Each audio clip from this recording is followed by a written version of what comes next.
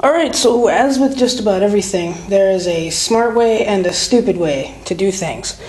The smart way, in this case, would be, first off, have the right tools. Have, a chain cleaner. It's like a brush thingy that's got brushes on three sides, and have chain oil, and have somebody with a measuring device capable of accurately measuring your chain, and all this other stuff. I don't have any of that because I'm kind of broke and unemployed. So this video is sort of chain maintenance for the unemployed dummy. I'll be your dummy this evening. Anyway, the additional smart way would be to move the tire by hand. Yeah, I've already explained that I'm not doing things the smart way. I don't recommend you do things this way, but if you choose to do them this way, be extremely careful, because you can and will rip your arm off. Because even in idle, these sprockets right here, this will cut your hand off. Maybe not your entire hand, but it'll break several bones up under here before it kills your engine. Yeah. Sprockets are kind of sharp, even when they're brand new. They will tear you up. Chains have a habit of taking loose-fitting clothing and just removing it or pulling you into machinery, so be fucking careful. Anyway, yeah. The stupid way to do something.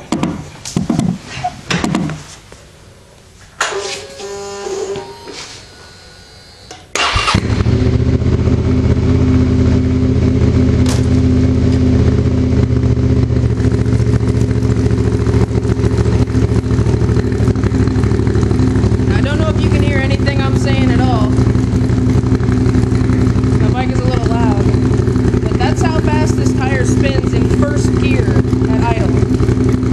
So be careful. Be extremely careful.